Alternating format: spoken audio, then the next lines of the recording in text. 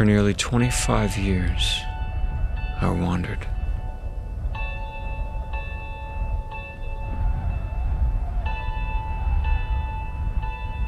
I was born in 1968 to a good family, though we didn't believe in God.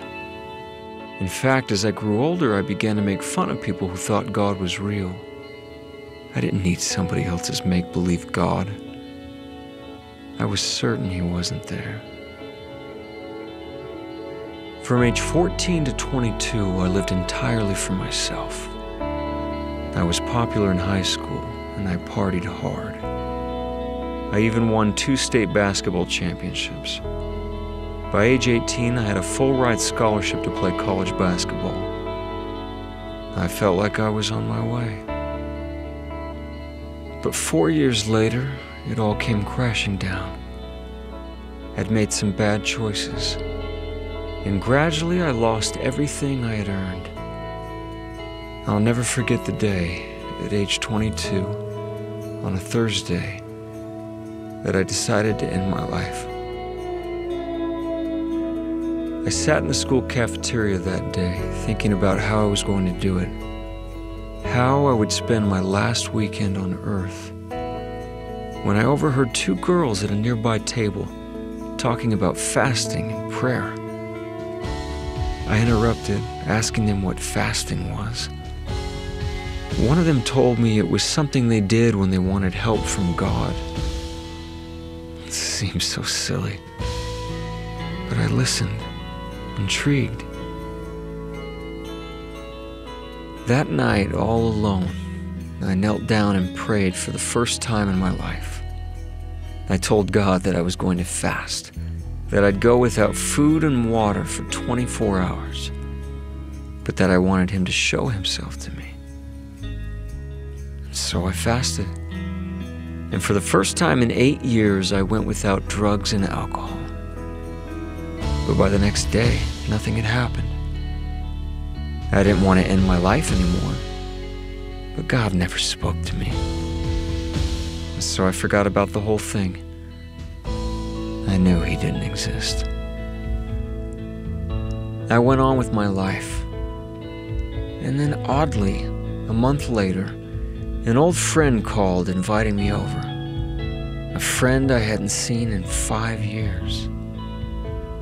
So we hung out one day, catching up on old times. When out of the blue he said, "Todd, I don't know how to tell you this. I was scared to even invite you over. But yesterday I had a strong impression from God to call you. And God impressed me to tell you that he needs you on his side. Today." I was speechless. Was God real? Had he answered my prayer? Had he sent someone to me? I couldn't believe it, but he had.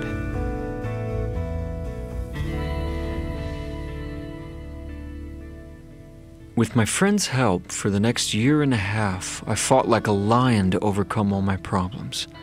Up and down I went, succeeding and failing along the way. But little by little, I started to see small but obvious things happen in my life. The answers to questions that had long bothered me began to be revealed. Slowly, things started to change. Finally, I decided to attend church. One day, someone there reached out, inviting me to a church-sponsored picnic. I felt a bit awkward about it, but I decided to go. It turned out to be the straightest party I had ever been to. No drugs, no alcohol, silly games for the kids everyone had brought. And then we had lunch, and someone wanted to pray over the hot dogs. I thought it was strange, but I bowed my head and closed my eyes.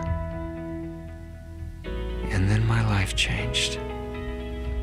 2 years after that initial fast and prayer, 700 days after I had pleaded with God in my closet, I felt something I had never felt in my life. Something 20 times stronger than any drug I'd ever taken. It was as if someone were hugging me, as if someone were telling me I was home, that these people were good, and that I needed to be with them, that God was there, and that He knew me by name, and that He loved me. I had always thought that if God were to manifest Himself to me, that He would come down in a lightning bolt, or in a great clash of fire. But I learned that day at the picnic that I was wrong. I realized that it is part of our condition as mortals to sometimes feel as though we are surrounded by darkness. But even though we may feel lost, that God promises to illuminate the way before us, no matter how long it takes. For 2 years, God had nurtured a questioning soul. Little by little, He had given me as much as I could handle, until the day I was humble enough to hear fully what He wanted to tell me. I also learned by my own experience that spiritual light rarely comes to those who merely sit in darkness, waiting for someone to flip a switch.